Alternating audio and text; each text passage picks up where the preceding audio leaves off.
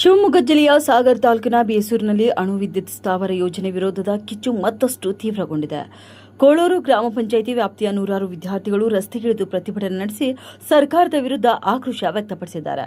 ಅಣು ವಿದ್ಯುತ್ ಯೋಜನೆ ವಿರೋಧಿಸಿ ಪೋಸ್ಟರ್ ಹಾಗೂ ಘೋಷಣೆಗಳ ಮೂಲಕ ಪ್ರತಿಭಟನೆ ನಡೆಸಿದ ವಿದ್ಯಾರ್ಥಿಗಳು ಮಾರಕ ಅಣು ಸ್ಥಾವರ ನಮಗೆ ಬೇಡ ಎಂದು ಆಗ್ರಹಿಸಿದ್ದಾರೆ. ಪ್ರತಿಭಟನೆಯಲ್ಲಿ ವಿದ್ಯಾರ್ಥಿಗಳ ಜೊತೆ ಪೋಷಕರು ಕೂಡ ಭಾಗಿಯಾಗಿದ್ದು, ರಾಜ್ಯ ಹಾಗೂ ಕೇಂದ್ರ ಸರ್ಕಾರದ ವಿರುದ್ಧ ಘೋಷಣೆಯನ್ನು ಕೂಗಿದ್ದಾರೆ. ಗ್ರಾಮದ ಭವಿಷ್ಯ ಮತ್ತು ಪರಿಸರದ ರಕ್ಷಣೆಗೆ ಸರ್ಕಾರಿ ಯೋಜನೆ ಕೈಬಿಡಬೇಕು ಎಂದು ಪ್ರತಿಭಟನಾಕಾರರು ಒತ್ತಾಯಿಸಿದ್ದಾರೆ. ಅಣು ವಿದ್ಯುತ್ ಸ್ಥಾವರವನ್ನು ಸರ್ಕಾರ ಸ್ಥಳ ಪರಿಶೀಲನೆ ಮಾಡಿ ತುಂಬ ಆತಂಕಕಾರಿಯಾದ ವಿಷಯವಾಗಿದೆ.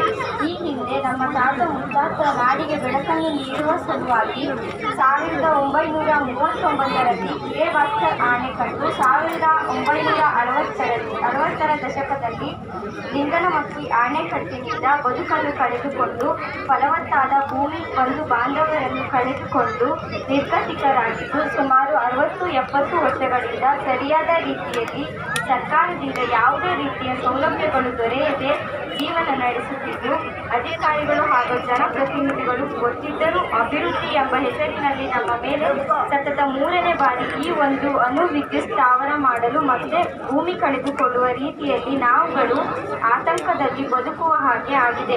ನಮ್ಮನ್ನು ಒಂದು ರೀತಿಯಲ್ಲಿ ಅಲೆಮಾರಿ ಜೀವನ ಮಾಡಲು ಬಳಸಿಕೊಳ್ಳುವುದು ಬೇಸರದ ಸಂಗತಿಯಾಗಿದೆ. ಎಲ್ಲರೂ ಬರ್ರಿ ಸ್ಟ್ರೈಕ್ ಮಾಡೋಣ, ಸಾಗರಕ್ಕೆ ಹೋಗೋಣ. ನಾವು ಬಂದ್ ಮಾಡೋದ ನಿಮ್ ಬೆಳೆಕಾಳ ಏನಿದೆ ಸ್ವಾಮಿ, ನಾವು ಹೋಗಿ ಮಾಡೋದಾರ ಅಶೋಕಣ ಏನಿದೆ ಅವ್ರದ್ದು ಬೆಳೆಕಾಳು. ನಿಮ್ಮ ಅವಶ್ಯಕತೆ ಇಲ್ಲ ಅಂತೀವಲ್ಲ ನಾವು ಈ ಸಂದರ್ಭದಲ್ಲಿ. ಯಾವುದೇ ಪಕ್ಷದಲ್ಲಿ ಇರ್ಬೋದು, ಗಂಭೀರವಾಗಿ ನೀವು ಪರಿಗಣಿಸ್ತಾ ಇದ್ರೆ ಮುಂದಿನ ದುಷ್ಪರಿಣಾಮ ಕಷ್ಟ ಆಗುತ್ತೆ. ಕಷ್ಟದ ಜೀವನದಲ್ಲಿ ಇರೋಂಥ ಸಿಚುವೇಶನ್ ಆಗಿದ್ದೀವಿ. ಎಲ್ಲದಕ್ಕೂ ವೇಚನೆ ಮಾಡಬೇಕಾಗುತ್ತೆ. ಬಿಟ್ರೆ ದೇವರಾಜ್ ಮಾವ ಇದರಲ್ಲಿ ಯಾರು ರಾಜಕೀಯ ಬೇಳೆ ಕಳಬೇಸರು ಒಬ್ರು ಇಲ್ಲ, ರಾಜಕೀಯ ಮಾಡೋದು ಇಲ್ಲ. ಸೀತಾರಾಮ್ ಸರ್ ಖಂಡಿತವಾಗ್ಲೂ ಈ ಹೋರಾಟ ದೊಡ್ಡ ಮಟ್ಟದಲ್ಲಿ ಆಗದೆ ಇರೋ ಹಾಗೆ ನೀವು ಮುಖಂಡರು ರಾಜಕಾರಣಿಗಳು ಏನಿದ್ರೆ ಬಗೆಹರಿಸ್ಕೊಡ್ತೀರಂತ ಕೇಳ್ಕೊಳ್ತಾ ನನ್ನ ಮಾತಾಡಕ್ಕೆ ಅವಕಾಶ ಕೊಡ್ತಾರೆ. ಮಾತಾಡ್ತೇವೆ. ಮುಂದುವರೆದ ಭಾಗದಲ್ಲಿ ಸಮಸ್ಯೆ ಬಂದ್ರೆ ಪಂಚಾಯತಿನೂ ಕೂಡ ನಾವು ಗಂಭೀರವಾಗಿ ಆರೋಪ ಮಾಡಿ ಅವ್ರ ಮೇಲೆ ಈ ಹೊರೆ ಫಸ್ಟ್ ಆರೋಪ ಅವ್ರ ಮೇಲೆ ಕೂರಿಸ್ತಾ ಇದ್ದೀವಿ ನಾವು. ಧನ್ಯವಾದ. ಧಾರವಾಡ ಜಿಲ್ಲಾ ಆಸ್ಪತ್ರೆಗೆ ಮಹಿಳಾ ಆಯೋಗದ ಅಧ್ಯಕ್ಷ ನಾಗಲಕ್ಷ್ಮಿ ಚೌಧರಿ ಭೇಟಿ ನೀಡಿ ಆಸ್ಪತ್ರೆಯ ವಿವಿಧ ವಿಭಾಗಗಳನ್ನು ಪರಿಶೀಲನೆ ನಡೆಸಿದ್ದಾರೆ. ಆಸ್ಪತ್ರೆಯಲ್ಲಿನ ಕುಂದುಕೊರತೆಗಳ ಬಗ್ಗೆ ಮಾಹಿತಿ ಪಡೆದ ಅವರು ವೈದ್ಯರು ಹಾಗೂ ಸಿಬ್ಬಂದಿಯ ಕಾರ್ಯವೈಖರಿಯನ್ನು ಶ್ಲಾಘಿಸಿದ್ದಾರೆ. ಪ್ರತಿ ತಿಂಗಳು ಸುಮಾರು 500ಕ್ಕೂ ಹೆಚ್ಚು ಹೆರಿಗೆಗಳು ಇಲ್ಲಿ ನಡೆಯುತ್ತಿದ್ದು, ಗಂಭೀರ ಪರಿಸ್ಥಿತಿಯಲ್ಲಿದ್ದ 82 ತಾಯಂದಿರನ್ನು ವೈದ್ಯರು ರಕ್ಷಿಸಿದ್ದಾರೆ ಎಂದು ಹೇಳಿದ್ದಾರೆ. ತಾಲೂಕು ಆಸ್ಪತ್ರೆಗಳಿಂದಲೂ ಕೂಡ ಅನೇಕ ಗರ್ಭಿಣಿಯರು ಧಾರವಾಡ ಜಿಲ್ಲಾ ಆಸ್ಪತ್ರೆಗೆ ಬರ್ತಿದ್ದು, ಅವರನ್ನು ಉಳಿಸಲು ಅಗತ್ಯ ಕ್ರಮ ಕೈಗೊಳ್ಳಲಾಗುತ್ತಿದೆ ಎಂದು ಹೇಳಿದ್ದಾರೆ. ಇದೇ ವೇಳೆ ಬಾಲ್ಯ ವಿವಾಹ ಹಾಗೂ ಪೋಕ್ಸೋ ಪ್ರಕರಣಗಳ ಬಗ್ಗೆ ಆತಂಕಕಾರಿ ಮಾಹಿತಿ ಬಹಿರಂಗಪಡಿಸಿದ ನಾಗಲಕ್ಷ್ಮಿ ಚೌಧರಿ ಅವರು ಕಳೆದ 3 ವರ್ಷಗಳಲ್ಲಿ 83 ಯುವತಿಯರು ಹೆರಿಗೆಗೆ ಬಂದಿದ್ದಾರೆ ಎಂದು ಹೇಳಿದ್ದಾರೆ. ಇದರಲ್ಲಿ 12 ಬಾಲ್ಯ ವಿವಾಹ ಪ್ರಕರಣಗಳಾಗಿದ್ದು, 33 ಅತ್ಯಾಚಾರ ಪ್ರಕರಣಗಳಿಂದ ಗರ್ಭಿಣಿಯಾಗಿರುವ ಪ್ರಕರಣಗಳಿವೆ ಎಂದು ತಿಳಿಸಿದ್ದಾರೆ. ಮುಖ್ಯವಾಗಿ ಏನಂತಂದರೆ ನೋಡಿ, ಒಂದು ತಿಂಗಳಲ್ಲಿ ಇವ್ರು ಸುಮಾರು 550 ಡೆಲಿವರಿ ಮಾಡ್ತಾರೆ. ಇಲ್ಲಿ 6 ಜನ ಗೈನಕಾಲಜಿಸ್ಟ್ ಇದ್ದಾರೆ. ಅಂದರೆ ಸಾಕಾಗಲ್ಲ. ನೀವು ಒಳಗೋಗಿ ನೋಡಿಬಿಟ್ರೆ ಅಲ್ಲಿ ಫ್ಯಾನು ಇರಲ್ಲ, ಗಾಳಿ ಇಲ್ಲ, ಅಲ್ಲಿ ಅಷ್ಟು ಇದು ಪ್ಯಾಕ್ಡ್ ಇರುತ್ತೆ. ನಾನು ನೆಂದೋಗ್ಬಿಟ್ಟಿದ್ದೀನಿ ಒಳಗಡೆ. ಅಷ್ಟು ಅಂಥ ಒಂದು ಇದರಲ್ಲಿ ಎಲ್ಲ ಸಿಬ್ಬಂದಿ, ವೈದ್ಯ ಸಿಬ್ಬಂದಿ, ನರ್ಸು, ಕ್ಲಾಸ್ ಗ್ರೂಪ್ ಡಿ ಎಲ್ಲರೂ ಆ ತಾಯಂದಿರದು ಡೆಲಿವರಿ ಮಾಡಿ, ಆ ಡೆಲಿವರಿ ಅಂದರೆ ಗೊತ್ತಲ್ಲ, ಸಾವಿಗೆ ಪುನರ್ಜನ್ಮ, ಸಾವಿಗೆ ತನ್ನ ದೇಹವನ್ನು ಒಡ್ಡಿ ಮಗುವಿಗೆ ಜನನ ಕೊಡುವಂಥದ್ದೇ ಆ ಜಾಗ. ಅಲ್ಲಿ ಆ ತಾಯಿನ ಪ್ರತಿದಿನ ಆ ತಾಯಿ ಮಗುವನ್ನು ಉಳಿಸುವಂಥ ಕೆಲಸ ಮಾಡ್ತಾ ಇದ್ದಾರಲ್ಲ, ಅದು ನಿಜವಾಗ್ಲೂ ಶ್ಲಾಘನೀಯ ನಮ್ಮ ಧಾರವಾಡ ತಾಯಿ ಮಗುವಿನ ಆಸ್ಪತ್ರೆಯಲ್ಲಿ. ಮತ್ತು ಇನ್ನೊಂದು ಏನಂತಂದರೆ, ನಾವು 82 ತಾಯಂದಿರನ್ನ ಉಳಿಸಿರೋ ಅಂಥದ್ದು. ಅಂದರೆ ಇನ್ನೇನು ತುಂಬ ರಕ್ತಸ್ರಾವ ಆಗಿರುತ್ತೆ, ಜಸ್ಟ್ ಮಿಸ್, ಆ ಸಾವನ್ನ ಜಸ್ಟ್ ಮಿಸ್ ಮಾಡಿರ್ತಾರೆ. ಅಂಥ ತಾಯಂದಿರನ್ನ ಉಳಿಸೋದ್ರಲ್ಲೂ ಬಹಳ ದೊಡ್ಡ ಒಂದು ಕೈ ಇದೆ ಇಲ್ಲಿ ನಮ್ಮ ಈ ಆಸ್ಪತ್ರೆದು.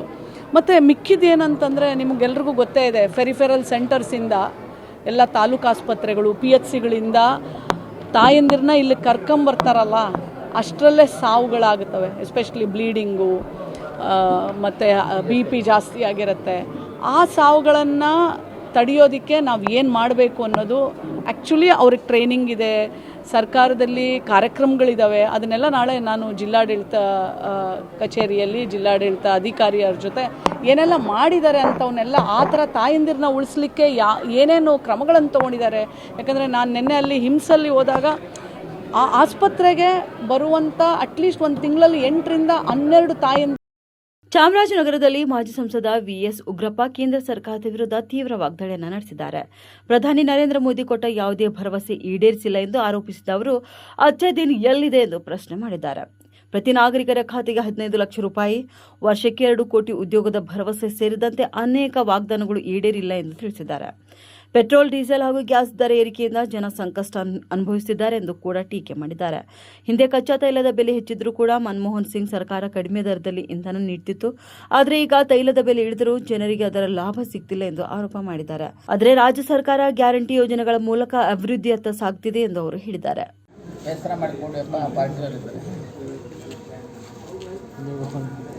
ನೋಡಿ, ಅವರ ಹೇಳಿಕೆ ಇದೆಯಲ್ಲ,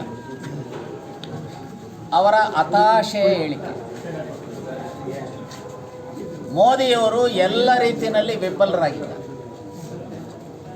ತಮ್ಮ ವೈಫಲ್ಯವನ್ನು ಮುಚ್ಚಿಕೊಳ್ಳಿಕ್ಕೆ ಈ ರೀತಿಯ ದಾರಿಯನ್ನು ಹಿಡಿದಿದ್ದಾರೆ. ಅವರ ಅಧಿಕಾರಕ್ಕೆ ಬರಬೇಕಾದ್ರೆ ಏನು ಹೇಳಿದ್ರು? ಯಾವಾಗ ಒಂದು ಕ್ರೂಡ್ ಆಯಿಲ್ನ ಬೆಲೆ, ಒಂದು ಬ್ಯಾರೆಲ್ನ ಬೆಲೆ $120, ಒಂದು ಹಂತದಲ್ಲಿ $139 ಆಗಿತ್ತು.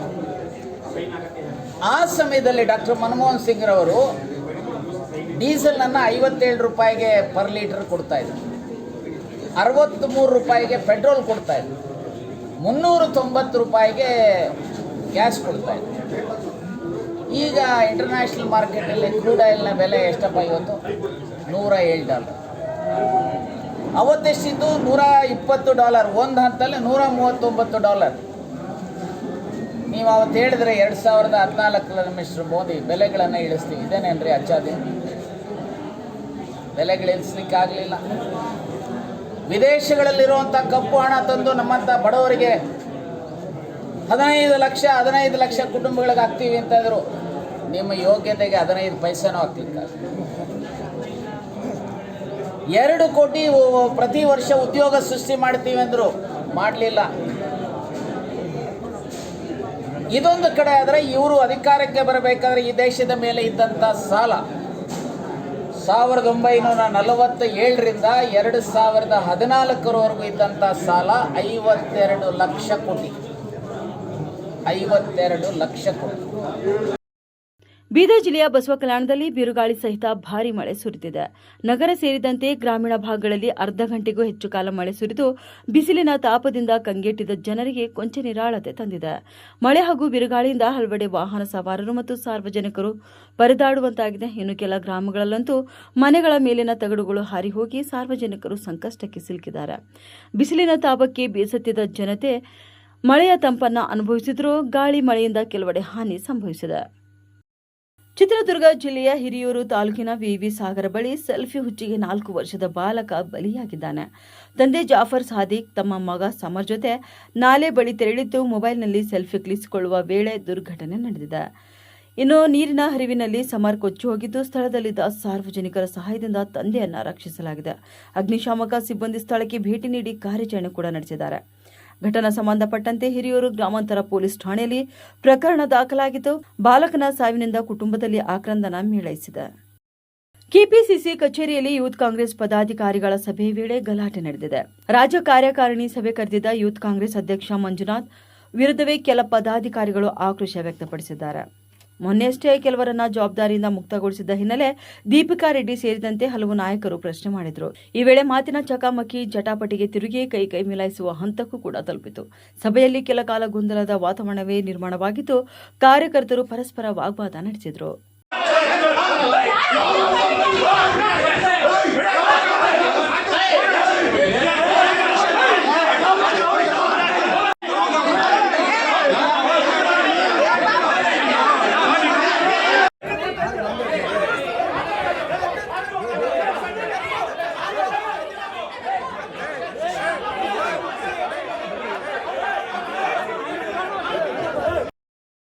ಕೊಡಗಿನ ದುಬಾರಿ ಆನೆ ಶಿಬಿರದಲ್ಲಿ ನಡೆದ ದುರ್ಘಟನೆಯಲ್ಲಿ ಚೆನ್ನೈ ಮೂಲದ ಮಹಿಳೆ ಸಾವನ್ನಪ್ಪಿದ್ದಾರೆ. ಜೆನ್ಶೋ ಎಂಬ 33 ವರ್ಷದ ಮಹಿಳೆ ಪ್ರವಾಸಿಗರ ತಂಡದೊಂದಿಗೆ ದುಬಾರಿಗೆ ಆಗಮಿಸಿದ್ರು.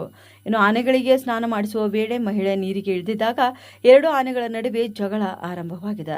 ಒಂದು ಆನೆ ಮತ್ತೊಂದು ಆನೆಯ ಮೇಲೆ ದಾಳಿ ನಡೆಸುವ ವೇಳೆ ಉಂಟಾದ ಗೊಂದಲದಲ್ಲಿ ಮಹಿಳೆ ನೀರಿನಲ್ಲಿ ಬಿದ್ದಿದ್ದಾರೆ. ಬಿದ್ದ ಮಹಿಳೆ ಆನೆಯ ಕಾಲಿಗೆ ಸಿಲುಕಿ ಗಂಭೀರವಾಗಿ ಗಾಯಗೊಂಡು ಮೃತಪಟ್ಟಿದ್ದಾರೆ. ಇನ್ನು ಸ್ಥಳೀಯರು ಮೃತದೇಹವನ್ನು ಹೊರತೆಗೆದಿದ್ದು ಕುಶಾಲನಗರ ಪೊಲೀಸ್ ಠಾಣೆ ವ್ಯಾಪ್ತಿಯಲ್ಲಿ ಪ್ರಕರಣ ದಾಖಲಾಗಿದೆ.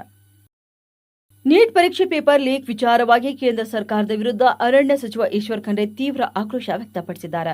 ಧರ್ಮೇಂದ್ರ ಪ್ರಧಾನ್ ರಾಜೀನಾಮೆ ನೀಡಬೇಕು ಎಂದು ಆಗ್ರಹಿಸಿದ ಅವರು, ಕೇಂದ್ರ ಸರ್ಕಾರ ಯುವಕರ ಭವಿಷ್ಯದ ಜೊತೆ ಚೆಲ್ಲಾಟವಾಡುತ್ತಿದೆ ಎಂದು ಆರೋಪ ಮಾಡಿದ್ದಾರೆ. ಹಿಂದೆಯೂ ಕೂಡ ನೀಟ್ ಅಕ್ರಮ ನಡೆದಿದ್ರೂ ಅದರ ತನಿಖಾ ವರದಿ ಬಹಿರಂಗವಾಗಿಲ್ಲ ಎಂದು ಟೀಕಿಸಿದ್ದಾರೆ. ಅಷ್ಟೆಲ್ಲ ಪುಲ್ವಾಮಾ ದಾಳಿ ತನಿಖೆಯ ವರದಿಯನ್ನು ಕೂಡ ಸರ್ಕಾರ ಜನರ ಮುಂದಿಟ್ಟಿಲ್ಲ ಎಂದು ಹೇಳಿದ್ದಾರೆ. ಮೊದಲು ಬಿಜೆಪಿ ನಾಯಕರು ನೀಟ್ ಅಕ್ರಮದ ಬಗ್ಗೆ ಮಾತನಾಡಲಿ ಎಂದು ಖಂಡ್ರೆ ಸವಾಲು ಹಾಕಿದ್ದಾರೆ. ನೀಟ್ ಬಗ್ಗೆ ಮಾತನಾಡಿ 4 ಸಲ ನೀಟ್ ಪ್ರಶ್ನೆ ಪತ್ರಿಕೆಗಳು ಲೀಕ್ ಆಗ್ತದೆ. 4ನೇ ಸಲ ನೀವಿನ್ನೂ ಧರ್ಮೇಂದ್ರ ಪ್ರಧಾನ್ ಅವ್ರ ರಾಜೀನಾಮೆ ನೀವು ಕೇಳೋದಿಲ್ಲ ಅಂದರೆ ಇದ್ರಲ್ಲಿ ನೀವು ಶಾಮೀಲಿದ್ದೀರಿ ಅಂತ ಆಗ್ತದೆ ಇಲ್ಲ ಹೇಳಿ, ನೀವೇ ಹೇಳಿ. 22 ಲಕ್ಷ ಮಕ್ಕಳ ಭವಿಷ್ಯ ಇವತ್ತು ನಾಶ ಮಾಡುವಂಥ ಒಂದು ಕೆಲಸ ಏನಾಗಿದೆ, ಇದು ಯಾರೂ ಇದು ಕ್ಷಮಿಸುವಂಥದ್ದಲ್ಲ, ಇದು ಒಂದು ಅಪರಾಧ. ಇವತ್ತು ನೋಡಿ ಇಂಥ ಇವತ್ತು ಈ ನೀಟ್ ಬಗ್ಗೆ ಏನು ಆಕ್ರೋಶ ಇದೆ ಜನರ ಹತ್ರ, ಯಾವ ರೀತಿಯಲ್ಲಿ ನಡೀತಾ ಇದೆ, ಏನು ಮಾಡಿದ್ದೀರಿ, ಯಾಕೆ ನೀಟ್ ಪೇಪರ್ ಲೀಕ್ ಆಯಿತು, ಏನು ಕ್ರಮ ತಗೊಂಡಿದ್ದೀರಿ, 2 ವರ್ಷ ಕೆಳಗಡೆ ಆಗಿತ್ತು, ಅದ್ರ ಬಗ್ಗೆನೂ ಏನೂ ವರದಿ ಇಲ್ಲ. ಬಾಂಬ್ ಬ್ಲಾಸ್ಟ್ ಆದರೂ ವರದಿ ಇಲ್ಲ, ಪುಲ್ವಾಮಾ ಆದರೂ ಅದ್ರ ಬಗ್ಗೆನೂ ಜನ ಗಮನಕ್ಕೆ ಬರೋಲ್ಲ. ಏನಾಯಿತು, ಯಾಕೆ ಆಯಿತು, ಯಾರು ಕಾರಣಕರ್ತರಿದ್ದಾರೆ, ಯಾರಿಗೆ ಶಿಕ್ಷೆ ಆಯಿತು ಅದು ಗೊತ್ತಿಲ್ಲ. ಬರೀ ಜನರಿಗೆ ಮರಳು ಮಾಡುವಂಥ ಕೆಲಸ ನಡೀತಾ ಇದೆ. ದಕ್ಷಿಣ ಕನ್ನಡ ಜಿಲ್ಲೆಯ ವಿವಾದಾತ್ಮಕ ಹೆದ್ದಾರಿಯಲ್ಲಿ ಮತ್ತೊಂದು ಅಪಘಾತ ಸಂಭವಿಸಿದೆ. ಮೂಡುಬಿದಿರೆಯ ಬನ್ನಡ್ಕದಲ್ಲಿ ಕಲ್ಲು ತುಂಬಿದ ಲಾರಿ ಚಾಲಕನ ನಿಯಂತ್ರಣ ತಪ್ಪಿ ಪಲ್ಟಿಯಾಗಿದೆ. ಅಪಘಾತದ ರಭಸಕ್ಕೆ ಚಾಲಕ ಲಾರಿಯೊಳಗೆ ಸಿಲುಕಿಕೊಂಡಿದ್ದು, ತಕ್ಷಣವೇ ಕ್ರೇನ್ ಮೂಲಕ ರಕ್ಷಣಾ ಕಾರ್ಯಾಚರಣೆ ನಡೆಸಲಾಯಿತು. ಗಾಯಗೊಂಡ ಚಾಲಕನನ್ನ ಸಮೀಪದ ಆಸ್ಪತ್ರೆಗೆ ದಾಖಲಿಸಿ ಚಿಕಿತ್ಸೆ ಕೂಡ ನೀಡಲಾಗುತ್ತಿದೆ. ಕಳೆದ 2 ವಾರಗಳಿಂದ ಇದೇ ಹೆದ್ದಾರಿಯಲ್ಲಿ ಸರಣಿ ಅಪಘಾತಗಳು ನಡೆಯುತ್ತಿದ್ದು, ಸ್ಥಳೀಯರು ಸರ್ವಿಸ್ ರಸ್ತೆ ನಿರ್ಮಾಣಕ್ಕೆ ಒತ್ತಾಯಿಸಿದ್ದಾರೆ. ಸ್ಥಳಕ್ಕೆ ಶಾಸಕ ಉಮನಾಥ್ ಕೋಟ್ಯಾನ್ ಭೇಟಿ ನೀಡಿ ಪರಿಶೀಲನೆ ಕೂಡ ನಡೆಸಿದ್ದಾರೆ. ಉರಿ ಬಿಸಿಲಿನಿಂದ ಕಂಗೆಟ್ಟಿದ್ದ ಬೀದರ್ ನಗರ ಜನತೆಗೆ ಸಂಜೆ ಸುರಿದ ಮಳೆ ತಂಪು ತಂದಿದೆ. ಬೆಳಗಿನಿಂದಲೇ ಕಡು ಬಿಸಿಲಿನಿಂದ ಬಳಲುತ್ತಿದ್ದ ಜನರು ಮಳೆಯ ಬಳಿಕ ಕೊಂಚ ನಿರಾಳರಾಗಿದ್ದಾರೆ. ಮಳೆ ಬಿದ್ದ ತಕ್ಷಣ ನಗರ ವಾತಾವರಣ ಕೂಲ್ ಆಗಿದ್ದು, ಜನರು ಉಸಿರಾಟ ಪಡೆದಂತಾಗಿದೆ. ಇನ್ನು ಬಿಸಿಲಿನ ತಾಪದಿಂದ ಹೈರಾಣಾಗಿದ್ದ ಜನತೆಗೆ ಮಳೆರಾಯ ಸದ್ಯ ರಿಲೀಫ್ ನೀಡಿದ್ದಾನೆ.